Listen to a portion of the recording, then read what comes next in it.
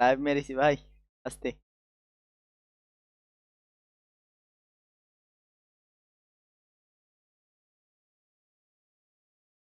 Answer করবে, হ্যাঁ।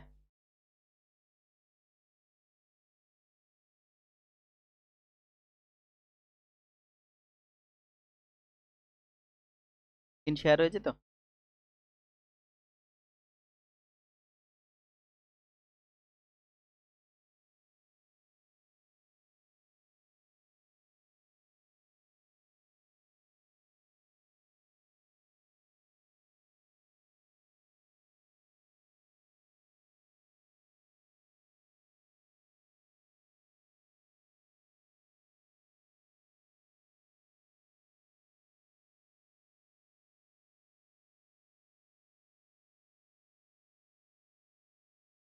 হ্যাঁ, ওটাই শেয়ার করলাম।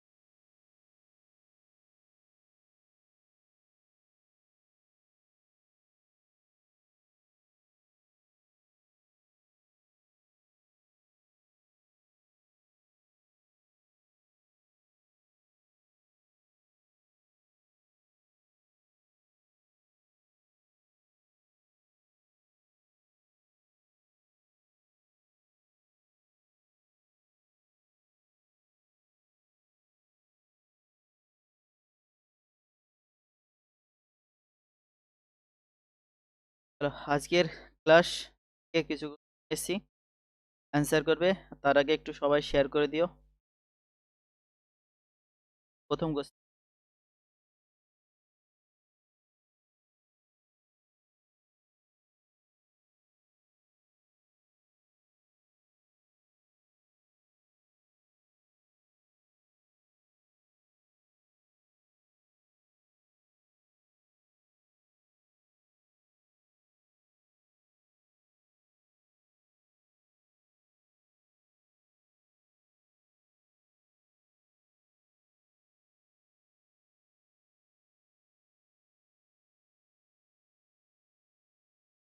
চলো, 1 নম্বর কোশ্চেন অ্যান্সার করবে সবাই।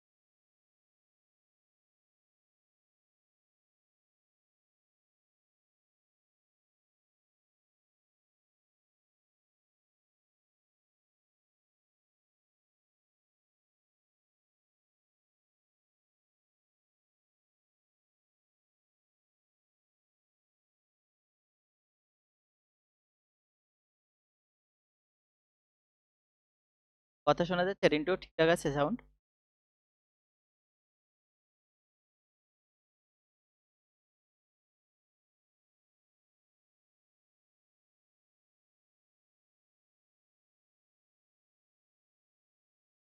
শোনা যাচ্ছে না?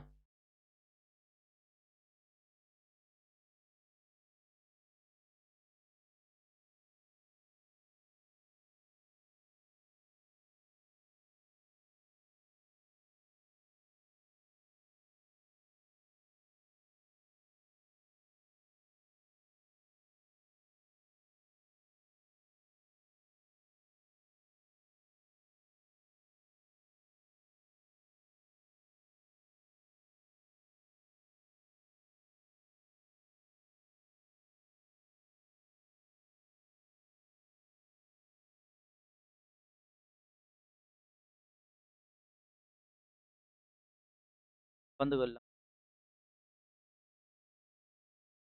চলো,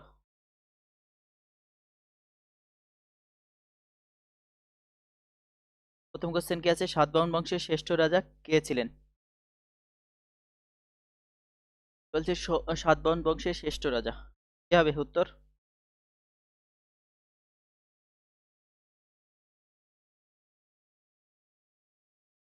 ভুল।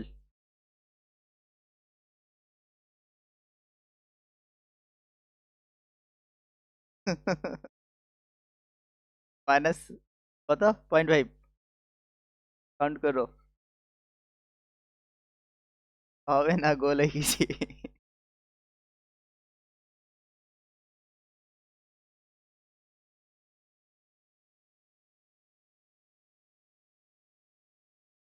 সাতবাহন বংশের শ্রেষ্ঠ রাজা কে ছিলেন? উত্তরে যাবে গৌতমীপুণ্ড সাতকর্ণী। যদি সাতবাহন বংশ বলি, প্রতিষ্ঠাতা যদি বলি, তাহলে হয়ে যাবে শিমুখ হচ্ছে প্রতিষ্ঠাতা, হচ্ছে প্রতিষ্ঠাতা। মূলত সাতবাহন বংশ পিতৃতান্ত্রিক ছিল, পিতৃতান্ত্রিক ছিল, কিন্তু এই যারা শাসক ছিল তারা কি করতো, মায়ের নাম নিত। এই যে গৌতমী পুত্র সাতকর্ণী ছিল নাম, গৌতমী পুত্র, গৌতমীর পুত্র ছিল গৌতমী, হচ্ছে মায়ের নাম আর কি। ঠিক আছে, তাহলে সাতবাহন বংশের শ্রেষ্ঠ রাজা হচ্ছে গৌতমীপুণ্ড সাতকর্ণী, প্রতিষ্ঠাতা যদি বলে শিমুখ হয়ে যাবে। ঠিক আছে, আর পিতৃতান্ত্রিক থাকা সত্ত্বেও মায়ের নাম নিত কিন্তু শাসকরা, এটা মতে রাখ। নেক্সট কোশ্চেন, অযোধ্যায় সংগঠিত মহাবিদ্রোহের নেতা কে ছিলেন? বলো, অ্যান্সার বলো। বখত খান, বেগম, হজরত মহল, নানা সাহেব, দেবী সিং। অযোধ্যার, অযোধ্যায় সংগঠিত বলেছে। মহাবিদ্রোহ কবে হয়? 1857 সালে। মহাবিদ্রোহ কবে হয়? 1857।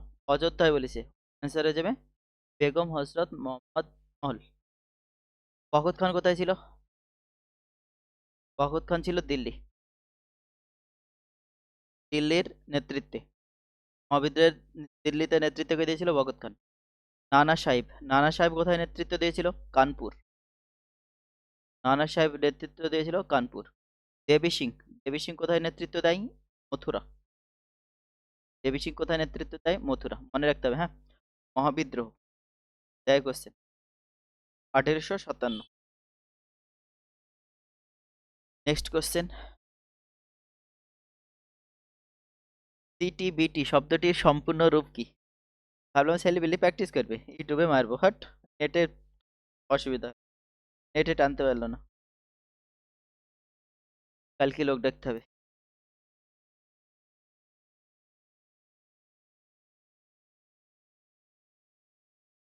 সিটিবিটি শব্দটির সম্পূর্ণ রূপ হচ্ছে কম্প্রিহেন্সিভ টেস্ট ব্যান ট্রিটি। যদি এই সিটিবিটি আর কি, কম্প্রিহেন্সিভ টেস্ট ব্যান ট্রিটি, এটা কি ট্রিটি এ কথাটা আছে, অর্থাৎ চুক্তি বলতে পারি। তাহলে প্রশ্ন হতেই পারে, দাদা কি চুক্তি, কি নিয়ে হয়েছিল? না, যে সমস্ত পরমাণু বোমা আমরা চেক করি ঠিকঠাক হলো কি না বানানো, পরমাণু বোমা বলতে পারো। ঠিক আছে, বা বিভিন্ন সামরিক বা বেসামরিক, যে সামরিক বা বেসামরিক যন্ত্রপাতি, সামরিক বা বেসামরিক যে অস্ত্র যন্ত্রপাতি আছে যেগুলো পরীক্ষা নিরীক্ষা করি, পারমাণবিক অস্ত্র বলতে পারি, পারমাণবিক অস্ত্র বলতে পারি, আরো সব এটসেট্রা। হ্যাঁ, এগুলো যখন আমরা পরীক্ষা নিরীক্ষা করি, ক্ষতি তো বড় একটা, একটা হার্মফুল এফেক্ট আছে। তাহলে এগুলো যাতে নিষিদ্ধ করা হয়, তার উপর বেস করে একটা চুক্তি হয়, সেটাকেই বলছি আমরা কম্প্রিহেনসিভ টেস্ট ব্যান ট্রিটি। এই যে টেস্ট কথাটা আছে, তো বিভিন্ন রকমের যে পরীক্ষা, বিশেষ করে পারমাণবিক বোমা বা পরমাণু সংক্রান্ত বিভিন্ন অস্ত্র বলতে পারো, সেগুলো পরীক্ষা নিরীক্ষা করা যাবে না, এই নিয়ে একটা চুক্তি স্বাক্ষর হয়, সেটা হচ্ছে সিটিবিটি। নেক্সট, ইউএনইপি এর সদর দপ্তর কোথায়? বলো, বলো।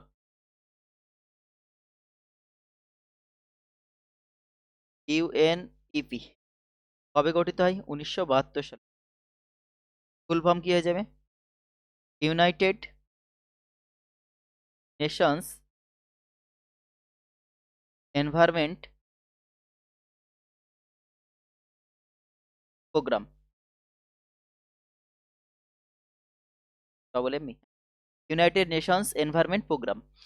না, 1972 সালে গঠিত হয়। হেডকোয়ার্টার কোথায় হয়ে যাবে? জোহান্সবার্গ তো দক্ষিণ আফ্রিকা না, ফ্রাঙ্কফুর্ট না, নাইরোবি। নাইরোবি হচ্ছে কোথায় অবস্থিত? কেনিয়া। কেনিয়ার নাইরোবি। ম্যানিলা আমরা জানি আন্তর্জাতিক ধান গবেষণা কেন্দ্র আছে ফিলিপিন্সের। আন্তর্জাতিক ধান গবেষণা কেন্দ্র রয়েছে, ধান গবেষণা কেন্দ্র রয়েছে ফিলিপিন্স। এটা ফিলিপিন্সের ম্যানিলা। নেক্সট চলো, পরিচাকালী লোকনৃত্য কোথাকার? শাস্ত্রীয় নৃত্যগুলো ভালো করে মাথায় রাখবে। শাস্ত্রীয় নৃত্যগুলো, সেই সঙ্গে লোকনৃত্য মাথায় রাখতে হবে। শাস্ত্রীয় নৃত্যের সঙ্গে যুক্ত ব্যক্তি তাই। পরিচালিকা লোকনৃত্য কোথাকার? আন্দামান, লাক্ষাদ্বীপ, লাদাখ, অরুণাচল প্রদেশ। কোথায় হবে? লাক্ষাদ্বীপ সঠিক। লাক্ষাদ্বীপ, হ্যাঁ। লাক্ষাদ্বীপের আরো অন্যান্য যদি লোকনৃত্যের কথা বলি, তার মধ্যে লাক্ষাদ্বীপ লাভা মনে রাখবে, লয় লাক্ষাদ্বীপ লয় লাভা। ঠিক আছে। কোলাকালী, কোলাকালী, তাহলে কোলাকালী, লাভা, চাকালি, এগুলো হচ্ছে এই লাক্ষাদ্বীপের লোকনৃত্য।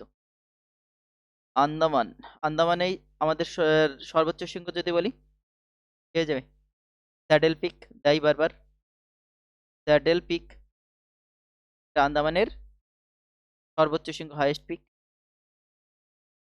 ঠিক আছে। নেক্সট চলো, হাই অল্টিটিউড রিসার্চ ল্যাবরেটরি কোথায় অবস্থিত? দার্জিলিং, লে, গুলমার্গ, সরি গুলমার্গে, হ্যাঁ। দার্জিলিং এ অবস্থিত। ঘুম সবচেয়ে উঁচু যে স্টেশন আর কি, স্টেশন মনে রাখতে হবে দিদাই। লে লাদাখ ক্যাপিটাল লে হচ্ছে। 44তম জাতীয় সড়ক পথ কতগুলি রাজ্য ও কেন্দ্রশাসিত অঞ্চলকে যুক্ত করে? বলো। এটা একটি, হ্যাঁ। করো, অ্যান্সার করো।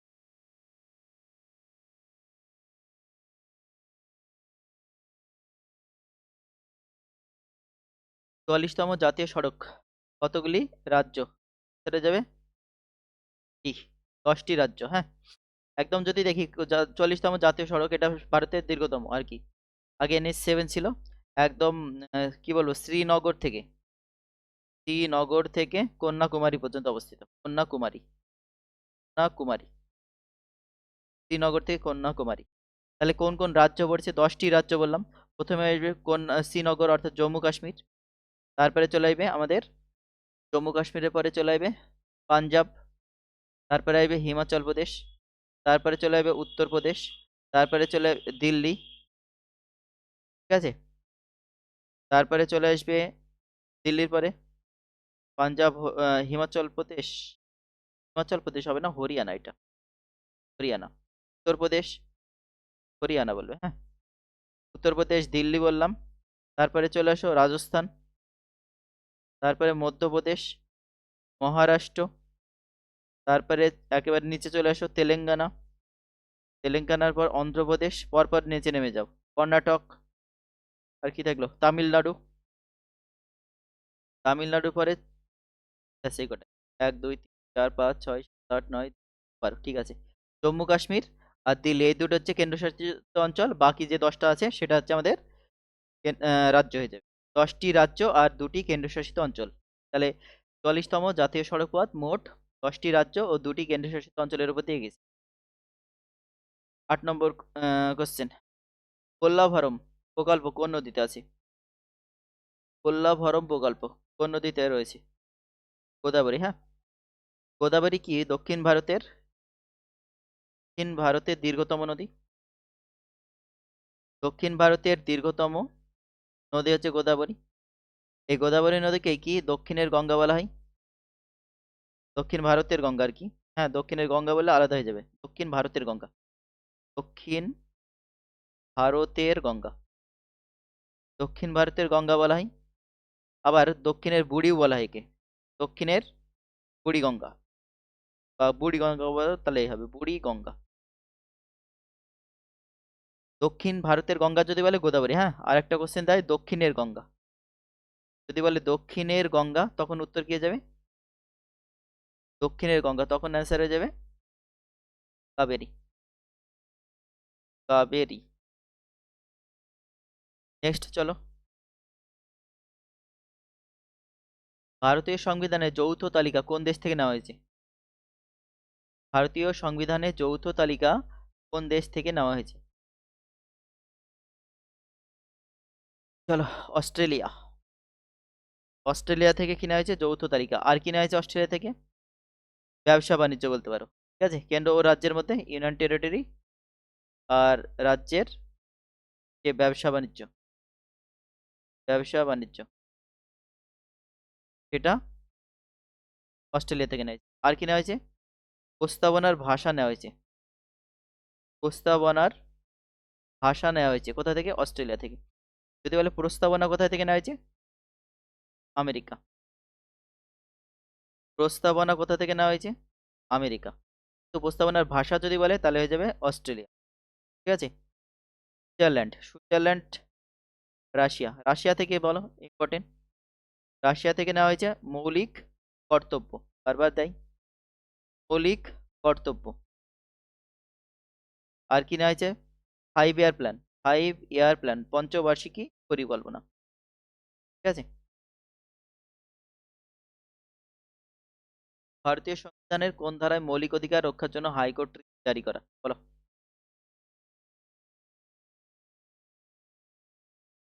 যাবে অ্যান্সার বলো বাবু। ক্লাস করবো, ক্লাস করবো। 10 ধারা আর্টিকেল 15 থেকে আছে। একদম যদি চলে যাই আমরা 14 থেকে 18, সাম্যের অধিকার। সাম্যের অধিকার। অধিকার 19 থেকে 22, স্বাধীনতার অধিকার। স্বাধীনতার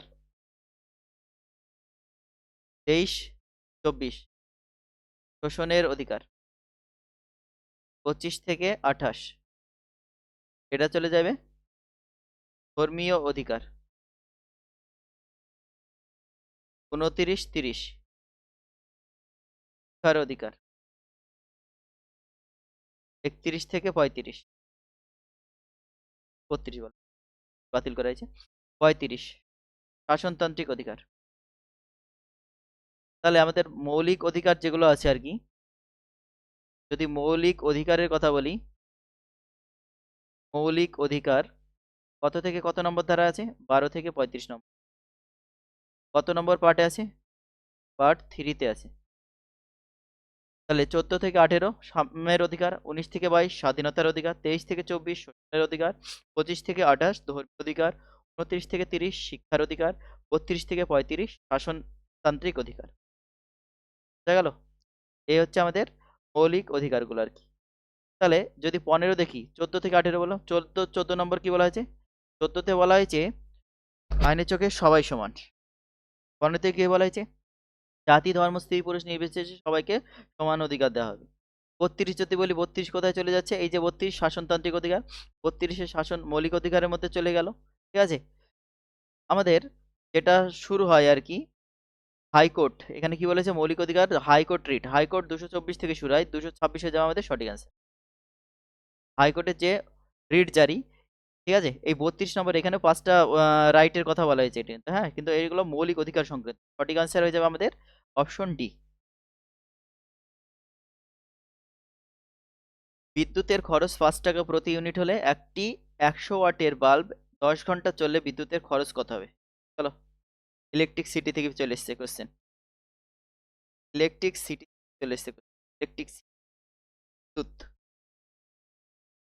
কি হবে? করো, সলভ করো, বলো।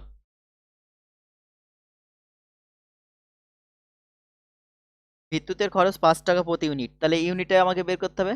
100 ওয়াট বাল্ব বলছে, 10 ঘন্টা চলছে। যদি দেখি ভালো করে, 1 ইউনিট সমান কি? 1 ইউনিট সমান বলতে পারি 1 কিলোওয়াট পার ঘন্টা। 1 ইউনিট সমান কি 1 কিলোওয়াট পার ঘন্টা। 1 ওয়াট সমান কি হয়ে যাবে, তুমি বলতে পারো 1/1000 কিলোওয়াট। ঠিক আছে, 1 ওয়াট সমান বলতে পারি 1/1000 কিলোওয়াট। এখান থেকে আমি যদি দেখি আমাদের বাল্ব ছিল 100 ওয়াটের কথা, তাহলে 100 ওয়াট সমান কত হয়ে যাবে, 1/100 এই 1000 ইন্টু 100, 100 ওয়াট সমান।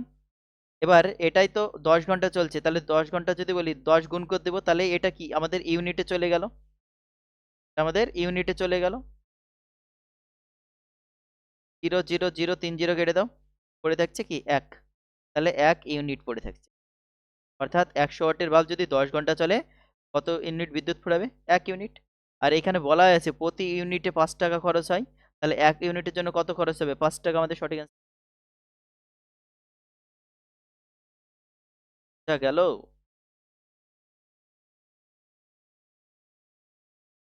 পারো, কোন তাপমাত্রায় জলের ঘনত্ব সর্বাধিক। এই কোশ্চেনটা এর আগেও এসেছিল, কেপি কেপি সম্ভবত কেপি এক্সামে এর আগে, এবার না, রিসেন্ট না, কোন এক মাস্টার ভুল অ্যান্সার বলেছিল এই কোশ্চেনেরই। এই নিয়ে রাহুল দাস সেই চ্যাটা। চলো অ্যান্সার করি।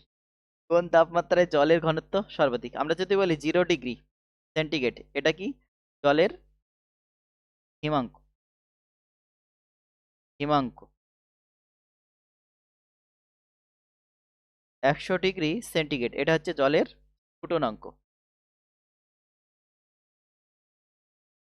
তাহলে 0 ডিগ্রি থেকে যখন 4 ডিগ্রি যায় জলের কি হয়, ঘনত্ব কমে। বিদায় কোশ্চেন সে বলছে এগুলো, জলের ঘনত্ব কি হবে, 0 থেকে বাড়তে, সরি এটা বাড়তে থাকে, ঘনত্ব বাড়ে। পয়েন্টগুলো নোট। 4 ডিগ্রি সেন্টিগ্রেডে জলের ঘনত্ব কি হয়, সর্বাধিক, সর্বাধিক হয়। 4 ডিগ্রি থেকে, 4 ডিগ্রি সেন্টিগ্রেড থেকে আবার কি হয়, জলের ঘনত্ব কমে। ঠিক আছে, তাহলে 0 ডিগ্রি সেন্টিগ্রেড জল কি হয়, মাথায় রাখবে এইভাবে, যে ঠান্ডা থাকে বরফ, তাহলে ওই সময় কি জলের ঘনত্ব বাড়ে বা বেশি থাকে, এটা মাথায় রাখো। 4 ডিগ্রি সেন্টিগ্রেডে জলের ঘনত্ব সর্বাধিক হয়। আর 4 ডিগ্রি পর যখন ক্রস করে আস্তে আস্তে টেম্পারেচার বাড়ছে, জল তখন কি হবে, ঘনত্বটা কমে যাবে। এইভাবে মনে রাখো, কোশ্চেন দিদা এর উপর বেস করে। তাহলে কোন তাপমাত্রায় জলের ঘনত্ব সর্বাধিক, 4 ডিগ্রি সেন্টিগ্রেড। 13 নম্বর কোশ্চেন, ব্যাংকিং ক্ষেত্রে আইএফএসসি কথাটির অর্থ হলো, বলে না, এই তোর ব্যাংকের অ্যাকাউন্ট নাম্বার বল, শুধু অ্যাকাউন্ট নাম্বার নিলে হবে না, আইএফএসসিও নাম্বার নাই কেন, কারণ ওটা টাকা পাঠাতে সেন্ড করতে লাগে। আইএফএসসি এর ফুল ফর্ম হচ্ছে ইন্ডিয়ান ফিনান্সিয়াল সিস্টেম কোড। ঠিক আছে, Indian Financial System Code, B answer হয়ে যাবে। কি করে এই আইএফএসসি, এটা কি করে, টাকা পাঠাতে আর কি স্থানান্তর করতে বা টাকা পাঠাতে লাগে। আর এইটা কি করে, আমরা যদি উদাহরণটা নিই তাহলে বুঝতে পারবো। SBI 00, আমাদের করিমপুরে কত 3735 বলে না, করিমপুর SBI এর, রিন্টু গেছিল আগের দিন ব্যাংকে, বল SBI 003735, তাহলে SBI, এটা SBI এর কোড হয়ে যাচ্ছে। তারপরে 0037, এই পরপর এই 4টি নাম্বার হচ্ছে ওই যে ব্যাংক বলছি সেই ব্যাংকের কোড এটা। তাহলে আমাদের SBI এর হচ্ছে করিমপুরের যে কোড সেটা হচ্ছে 0037। যদি বলি CNR, এটা CNR হচ্ছে কানাডার কোড, কানাডা ব্যাংক, CNR। ঠিক আছে, CNR 00, তারপরে কত ভুলে গেছি, কানাডার 18 না, 18 মানে 18। তাহলে এটা হচ্ছে কানাডার কোড হয়ে গেল, আমাদের কেচুয়াডাঙ্গা শাখা যেটা আছে সেটার কোড। তাহলে এই চারটে প্রথমে নাম দেওয়া থাকে, তারপরে এই চারটে চারটে সংখ্যা, এটা হচ্ছে ওই ব্যাংকের কোড। তাহলে আইএফএসসি হচ্ছে, এটা হচ্ছে একটা কোড, যে কোডের সাথে কি টাকা সেন্ড করা হয়। চলো 14 নম্বর কোশ্চেন, দান কর গিফট ট্যাক্স ভারতীয় অর্থ ব্যবস্থায় কবে শুরু হয়, বলো।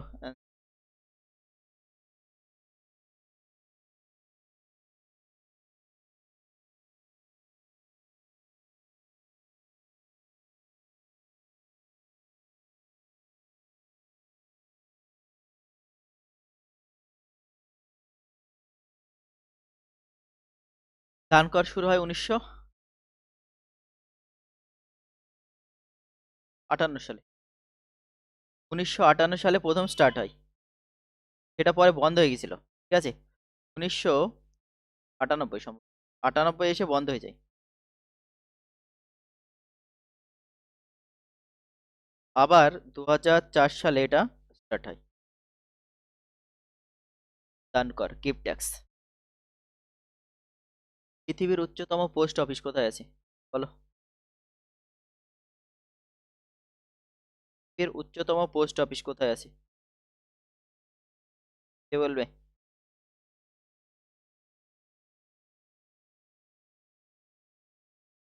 আসাম। আসাম তো উচ্চতম না। জম্মু কাশ্মীর উঁচু, হিমাচল প্রদেশ উঁচু, অরুণাচল প্রদেশ। অপশন বি হয়ে যাবে।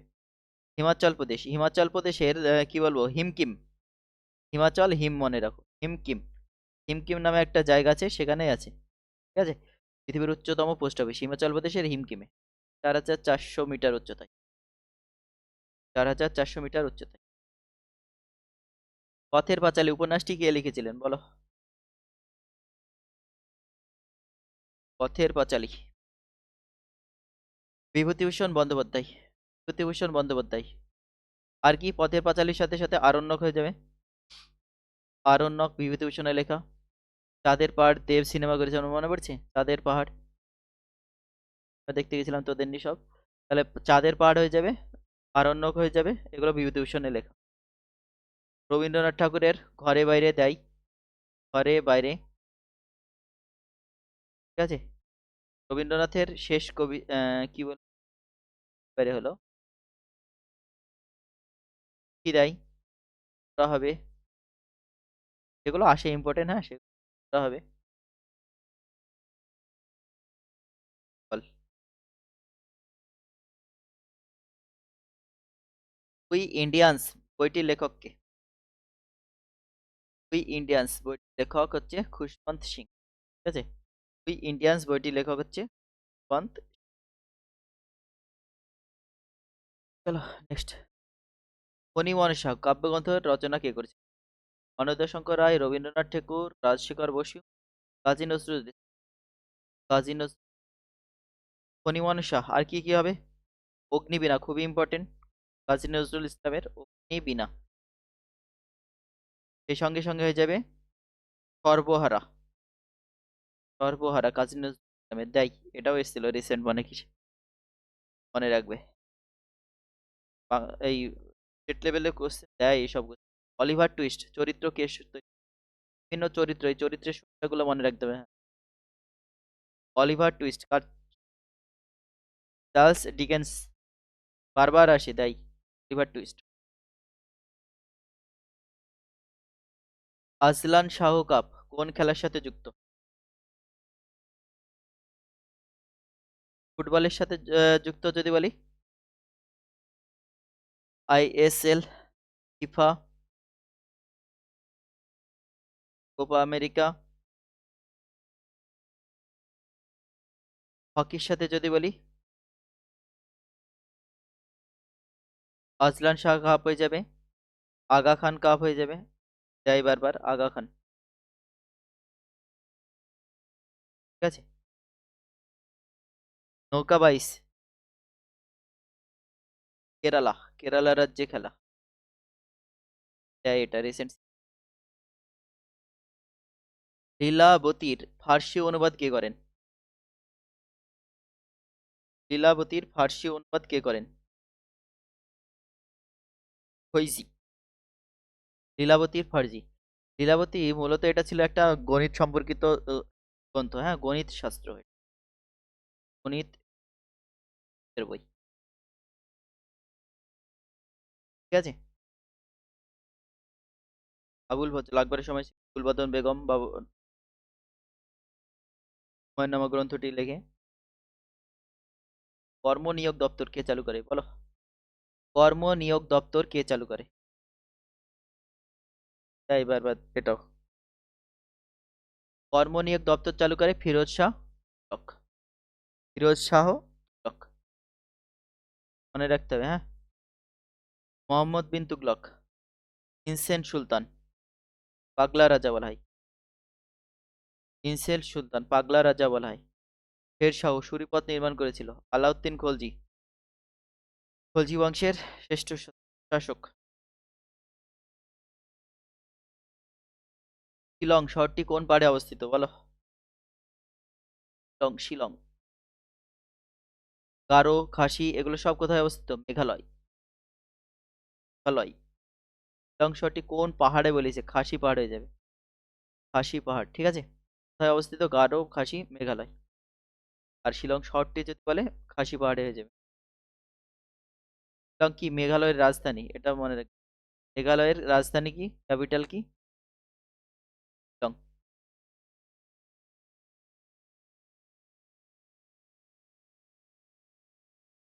দক্ষিণ ভারতের সর্বোচ্চ শৃঙ্গ বলো যাবে। দক্ষিণ ভারতের সর্বোচ্চ শৃঙ্গ আনাইমুদি। দক্ষিণ ভারতের সর্বোচ্চ শৃঙ্গ হয়ে যাবে আনাইমুদি।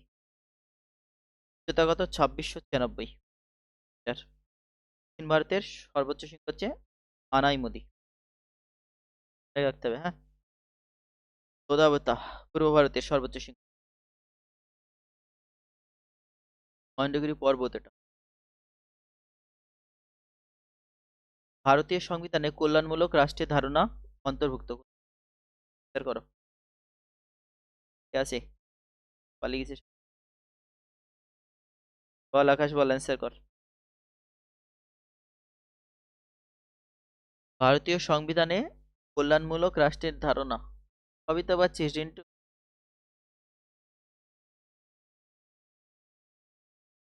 ভারতীয় সংবিধানে কল্যাণমূলক রাষ্ট্রের ধারণা মৌলিক অধিকার 12 থেকে 35 নম্বর ধারায় আছে বললাম।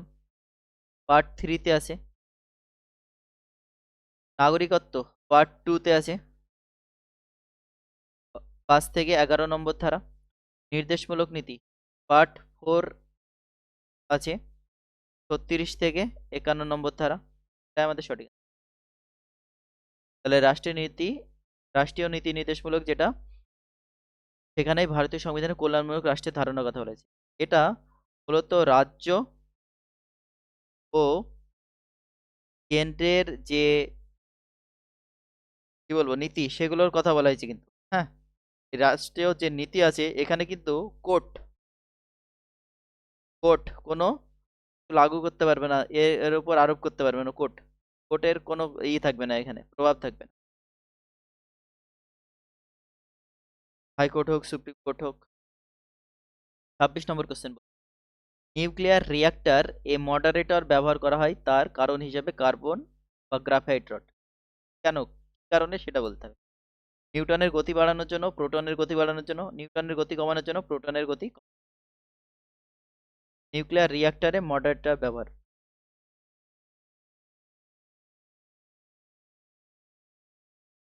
বলো।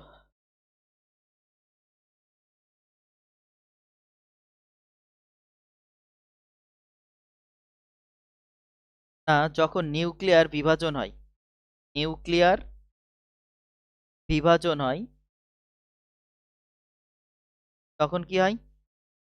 না, নিউক্লিয়ার বিভাজনের সময় নিউটন যে কণাগুলো থাকে, যখন নিউক্লিয়ার কি হবে, নিউক্লিয়ার বিভাজন হবে তখন যে নিউট্রন কণাগুলো থাকে আর কি, নিউট্রন কণা কি হয়, গতিপ্রাপ্ত হয় বা গতি লাভ করে। বিভাজন হচ্ছে তার গতি তো পাবেই। তাহলে এই যে নিউটন কণাগুলো এগুলো কি হচ্ছে, গতিপ্রাপ্ত হচ্ছে বা গতিশীল হচ্ছে। তাহলে এই গতিটাকে কমাতে হবে। কমানোর জন্য কি করা হয়, এর গতিটাকে কমানোর জন্য ইউজ করা হয় কি, মডারেটর হিসাবে কার্বন বা গ্রাফাইট রড। তাহলে অ্যান্সার হয়ে যাবে নিউটনের গতি কম। কোষের বর্জ্য নিষ্কাশন ব্যবস্থার সাথে জড়িত কোষ অঙ্গাণু কোনটি? গলগি বস্তু, লাইসোজোম, ক্রোমোজোম, রাইবোজোম। বলো।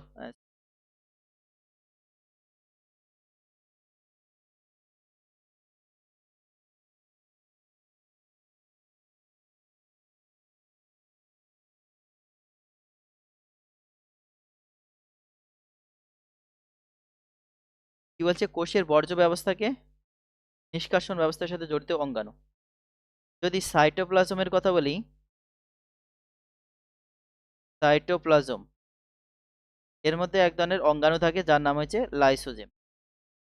লাইসোজোম না, এই সাইটোপ্লাজমের মধ্যে যে কি বলবো ক্ষতিকর পদার্থগুলো থাকছে আর কি, ক্ষতিকর পদার্থ, ক্ষতিকর পদার্থ থাকছে, এই পদার্থগুলিকে কি করে লাইসোজোম কি বলবো নিষ্পন্ন করে বা এগুলোকে নষ্ট করে দেয় বা ইউজ করে বলতে পারো। তাহলে সাইটোপ্লাজমের মধ্যে যে ক্ষতিকর পদার্থ থাকছে সেগুলিকে হজম করে কে, লাইসোজোম। তাহলে ওইগুলোকে হজম করে ফেলছে, আয়ত্তকরণ করে নিচ্ছে, যার জন্য এই লাইসোজোমকে কি বলা হয়, আত্মঘাতী থলি বলা হয়। আত্মঘাতী থলি, আত্মঘাতী থলি বলা হয়। তাহলে এখানে কি বলছে, কোষের বর্জ্য যে নিষ্কাশন ব্যবস্থার সাথে জড়িত কোন কোষ, লাইসোজোম।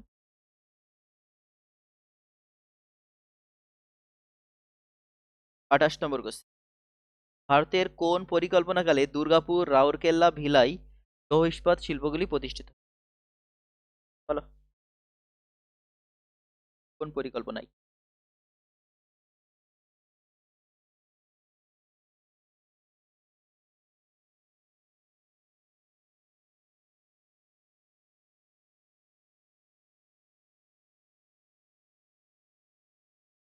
যদি পঞ্চবার্ষিকী পরিকল্পনার কথা বলি, শুরু হয় 1951 সালে। পঞ্চবার্ষিকী পরিকল্পনা শুরু হয় 1951 সালে, 51 থেকে 56। এটা হচ্ছে ফার্স্ট বা প্রথম। কার সময় শুরু হয়েছিল এটা? আমাদের প্রথম যে প্রাইম মিনিস্টার ছিল জওহরলাল নেহেরু, জওহরলাল নেহেরু। আর প্রধানমন্ত্রী সভাপতি থাকতেন পঞ্চবার্ষিকী পরিকল্পনা। সেকেন্ড 5 ইয়ার প্ল্যান হয় 1956 থেকে 61, এটা সেকেন্ড 5 ইয়ার প্ল্যান। প্রথম পঞ্চবার্ষিকী পরিকল্পনার উপরই কি করা হয়েছিল না, কৃষির ওপর জোর দেওয়া হয়েছিল। দ্বিতীয় পঞ্চবার্ষিকী পরিকল্পনার উপর শিল্পের ওপর জোর দেওয়া হয়েছিল, শিল্পের ওপর জোর দেওয়া হয়। আর এই সময়েই দুর্গাপুর, রাউরকেলা, ভিলা এগুলো কি সব ইস্পাত শিল্পকেন্দ্র, এই যে শিল্পকেন্দ্র বলা হচ্ছে। তাহলে এই সময় তাহলে যদি আমরা বলি শিল্প যে কেন্দ্রগুলো আছে দুর্গাপুর, রাউরকেলা, ভিলাই, এখানে কোন সময় গড়ে তোলা হয়েছিল, দ্বিতীয় পরিকল্পনাকালে। এখান থেকে আবার কোশ্চেন হয়ে যায় যে দুর্গাপুরে কার সহায়তায় বা কোন দেশের সহায়তায় শিল্পকেন্দ্র গড়ে উঠেছিল, উত্তর হয়ে যাবে ব্রিটেন বা ইংল্যান্ড, ব্রিটেন। রাউরকেল্লা জার্মানি, রাউরকেল্লায় জার্মানির সহায়তায় শিল্পকেন্দ্র গড়ে উঠেছিল। ভিলাই এখানে রাশিয়া, রাশিয়ার সহায়তায়, সোভিয়েত রাশিয়ার সহায়তায় শিল্পকেন্দ্র গড়ে উঠেছিল। তাহলে কোন পরিকল্পনায় দুর্গাপুর, রাউরকেলা, ভিলাই লৌহ ইস্পাত শিল্পকেন্দ্র প্রতিষ্ঠিত হয়, দ্বিতীয় পরিকল্পনায়। আলী আকবর খান কোন ক্ষেত্রে জড়িত, কি সাথে যুক্ত, বলো? আলী আকবর খান সানাই, সানাইয়ের সাথে পান্নালাল, শরৎ, সঠিক অ্যান্সার শরৎ হয়ে যাবে। সেতার পণ্ডিত রবিশঙ্কর,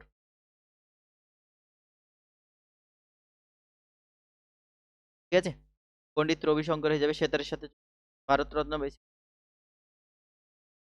বলো কত সালে পেয়েছিল? দ্য লাস্ট সাপার চিত্রকলাটি কার?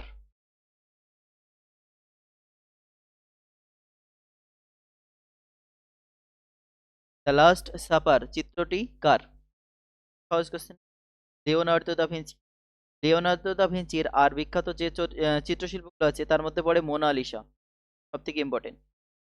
দ্য লাস্ট সাপার তো করাই আছে এখানে, শেষ ভোজ যেটাকে বলাই, মোনালিসা হয়ে যাবে শেষ ভোজ বা লাস্ট সাপার। আরেকটা ছিল দ্য ভার্জিন, দ্য ভার্জিন পেলাম যে নাম,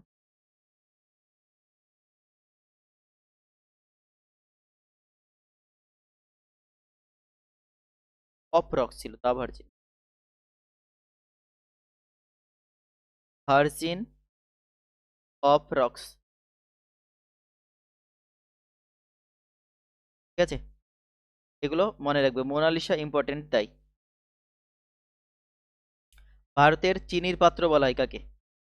বিশ্বের চিনির পাত্র কাকে বলা হয় বলো? বিশ্বের চিনির পাত্র, চিনির পাত্র। সব ডব্লিউবিপি কেপি ওরিয়েন্টেড কোশ্চেন, হ্যাঁ। বিশ্বের চিনির পাত্র বলা হয় কিউবাকে, কিউবাকে। আর ভারতের চিনির পাত্র কাকে বলা হয়? উত্তরপ্রদেশ। উত্তরপ্রদেশ কি আখ উৎপাদনে প্রথম? মধ্যপ্রদেশ কি ডাল উৎপাদনে প্রথম? ফার্স্ট। ঠিক আছে, তাহলে মধ্যপ্রদেশকে কি বলা হয়? ভারতের হার্ট, হার্ট অফ ইন্ডিয়া বলা হয়, হার্ট অফ ইন্ডিয়া। মধ্যপ্রদেশকে বলা হয় হার্ট অফ ইন্ডিয়া। আর কি বলা হয় মধ্যপ্রদেশকে? অন্ধ্রপ্রদেশকে বলা হয় ডিমের ঝুড়ি, ডিমের ঝুড়ি বলা হয় অন্ধ্রপ্রদেশকে।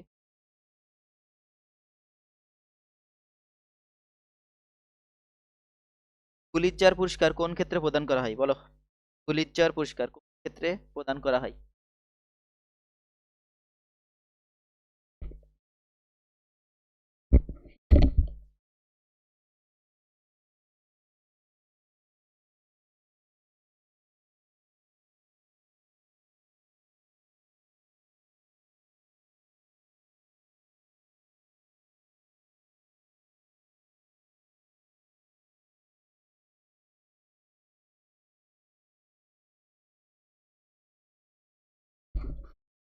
পুলিৎজার পুরস্কার কোন ক্ষেত্রে প্রদান করা হয়? সাংবাদিকতা হয়ে যাবে, সঙ্গীত হবে, সাহিত্য হবে, সবগুলো। পুলিৎজার পুরস্কার মূলত দেওয়া হয় কবে? 1917 সাল থেকে। 1917 সাল থেকে পুলিৎজার পুরস্কার দেওয়া হয়। ঠিক আছে, কে দেয় এটা? মার্কিন যুক্তরাষ্ট্র, মার্কিন যুক্তরাষ্ট্র দেয়, মার্কিন যুক্তরাষ্ট্র দেয়। হ্যাঁ, বল। 33 নম্বর কোশ্চেন। নারায়ণ কার্তিকেয়ান কোন খেলার সাথে যুক্ত? কথা আসছে না, কারো সমস্যা আছে? নারায়ণ কার্তিকেয়ান, কার্তিক না কার্তিক আরিয়ান জন্য বলো না, ভুল ভুলাইয়া। নারায়ণ কার্তিকেয়ান কোন খেলার সাথে যুক্ত? হকি, ক্রিকেট, কার রেসিং হয়েছে? Narayan কার্তিকেয়ান car racing. হকিতে কতজন প্লেয়ার থাকে? 11। ক্রিকেটে 11। বক্সিং একজন বা দুজন? একজনই থাকে।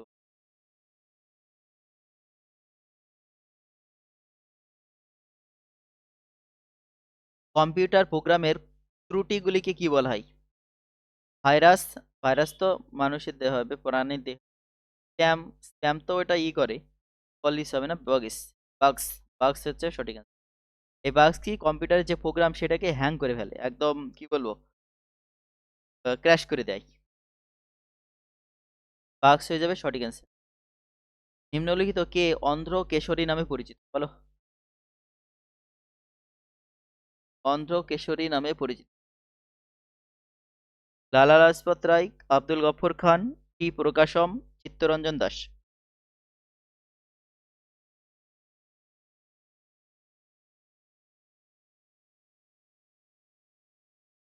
টি প্রকাশম পুরো নাম হচ্ছে তাঙ্গু রঙ্গ, তাঙ্গু রঙ্গ না, তাঙ্গুতুরি, তাঙ্গুতুরি প্রকাশম, তাঙ্গুতুরি প্রকাশম। ঠিক আছে, পুরো নাম হচ্ছে তাঙ্গুতুরি প্রকাশম। সঠিক অ্যান্সার হয়ে যাবে। কে অন্ধ্র কেশরী নামে পরিচিত? তাঙ্গুতুরি প্রকাশম, অন্ধ্র কেশরী। বুঝতে পারছি অন্ধ্রপ্রদেশ, অন্ধ্রপ্রদেশ।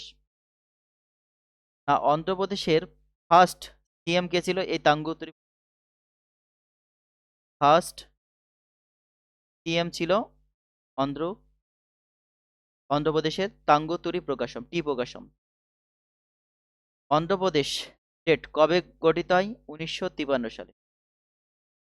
ভাষার ভিত্তিতে গঠিত ভারতের প্রথম রাজ্য? ভাষার ভিত্তিতে গঠিত ভারতের প্রথম রাজ্য, ঠিক আছে, অন্ধ্রপ্রদেশ। কবে গঠিত হয়? 1953 সালে। আর এই অন্ধ্রপ্রদেশের প্রথম সিএম ছিল, মুখ্যমন্ত্রী ছিল তাঙ্গুতুরি প্রকাশম। রাজ্যের পরীক্ষায় দিতে পারে, ওয়েস্ট বেঙ্গল বা পশ্চিমবঙ্গের প্রথম সিএম কে ছিল বলো? অ্যান্সার করো তাড়াতাড়ি, ফার্স্ট। মমতা বলি ফেললো না? ডক্টর বিধানচন্দ্র? ভুল করে ফেললি তো?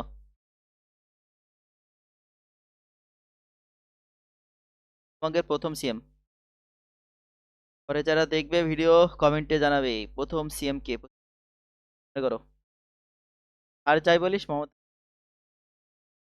নিম্নলিখিত কোনটি কৃষ্ণার উপনদী নয় বলিস? হ্যাঁ, মঞ্জিরা কৃষ্ণার উপনদী। ঘাটপ্রভা। মঞ্জিরাই হবে। মঞ্জিরা হচ্ছে গোদাবরীর উপনদী। মঞ্জিরা হচ্ছে গোদাবরীর উপনদী। ঠিক আছে,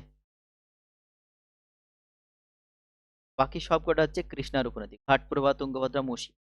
মুসির তীরে বা মুসি নদীর তীরে অবস্থিত বিখ্যাত একটা শহর, নাম হচ্ছে হায়দ্রাবাদ। তাই হায়দ্রাবাদ, হায়দ্রাবাদি হায়দ্রাবাদ। হায়দ্রাবাদ কোন নদীর তীরে অবস্থিত? মুসি নদীর তীরে। তাই হ্যাঁ, বলো যমুনা নদীর তীরে অবস্থিত শহরগুলোর মধ্যে যদি বলি, যমুনা, নীল যমুনা। যমুনা নদীর তীরে অবস্থিত আগ্রা। তাই দিল্লিও যমুনা নদীর তীরে অবস্থিত। হুগলি নদীর তীরে অবস্থিত হচ্ছে কলকাতা, দিদাই অনেক। কথা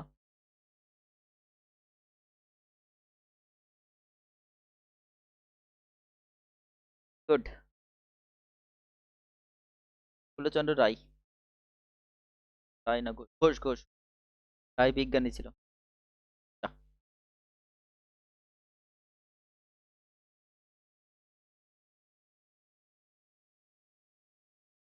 আচার্য আচার্য তান। বলেছে না গুগল করলি তো?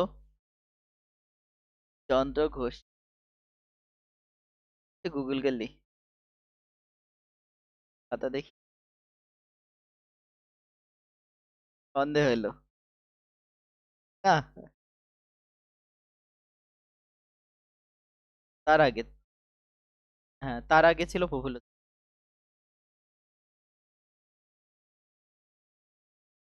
চলো এটা বলো আস্তে আস্তে। মানবদেহের কোন অঙ্গের হাড় সবচেয়ে দীর্ঘ? কোমর থেকে যেটা আছে আর কি, কোমর থেকে হাঁটু পর্যন্ত। হাঁটু, কোমর থেকে হাঁটু পর্যন্ত যেটা আছে সেটা হচ্ছে ফিমার। এটাই সব থেকে বড়। আর কই স্পাইনাল কর্ড, এটা হবে উরু। এটাকে তো উরু বলা হয়, কোমর থেকে হাঁটু পর্যন্ত বা থাই বলি, উরু বা থাই বলি, এটাই হচ্ছে ফিমার। না না, স্পাইনাল কর্ড ওটা থাকে, ওটা তো হাড় না, কর্ড। ঠিক আছে। আর সব থেকে মানুষের কোন অঙ্গের হাড় সবচেয়ে দীর্ঘ? উরু। বলে সবচেয়ে বড় হাড়, সবচেয়ে বড় হাড় তাহলে তো ফিমারই হয়ে যাবে। সবচেয়ে বড় হাড়, আর যদি বলে সবচেয়ে ছোট, সবচেয়ে ছোট, যে ছোট কানে থাকে স্টেপিস। স্টেপিস কানে থাকে, হ্যাঁ কানে থাকে স্টেপিস, সব থেকে ছোট। হ্যাঁ স্টেপিস, ছয়টা একার পয়সী দন্তে। আর সব থেকে বড় হচ্ছে ফিমার। আর টোটাল হাড় কত? তো ছয়টি। টোটাল হাড় কত? হাড়ের সংখ্যা ছটি। আর 300টি হয়ে যাবে শিশুদের, হয়ে যাবে 300টি। আর প্রাপ্তবয়স্কদের হয়ে যাবে, প্রাপ্তবয়স্কদের হয়ে যাবে 200।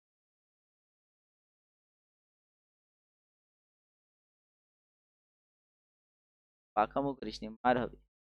2023 লোকমান্য তিলক ন্যাশনাল অ্যাওয়ার্ড পেলেন 2023 সালে। কারেন্ট অ্যাফেয়ার্সের কোশ্চেন, একটা প্র্যাকটিস সেট ছিল, পুরোটাই তুলে দিয়েছি। নরেন্দ্র মোদীজি হয়েছে। মোস্ট ভ্যালুয়েবল আইপিএল ফ্র্যাঞ্চাইজি এর তকমা কোন দল পেল বলো?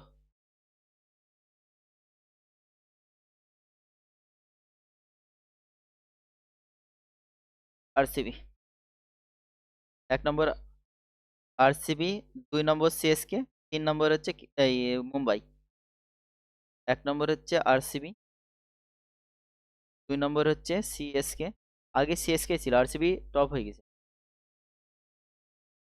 আর জেতার পরে তো আরো বেশি হয়ে গেছে। আর 3 নম্বর হচ্ছে এমআই, 4 নম্বর হচ্ছে কেকেআর।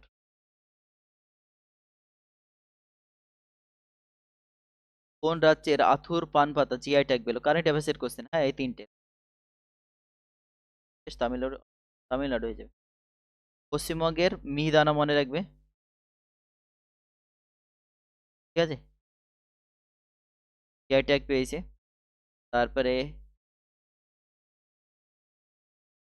কৃষ্ণ, অনেক পেয়েছে, অনেক পেয়েছে। কৃষ্ণনগরে যেটা আছে সরপুরিয়া, তা। আর পশ্চিমবঙ্গের প্রথম যদি বলে, দার্জিলিং এর চা হয়ে যাবে, ঠিক আছে লিখছি, দার্জিলিং এর চা হয়ে যাবে। তারপরে মালদার আম আছে, অনেকই আছে। বর্ধমানে মিহিদানা, সীতাভোগ, অনেকই আছে। এই ছিল 40টা কোশ্চেন। বেশ, ভাবলাম আমি ভাবলাম ইউটিউব করবো, লাইভ মারবো, কিন্তু নেটের জন্য হলো না। যারা দেখলে ইউটিউবে আপলোড করে দিচ্ছি, তারা একটু শেয়ার করে দিও, চ্যানেলটাকে সাবস্ক্রাইব করে দিও। Bye bye.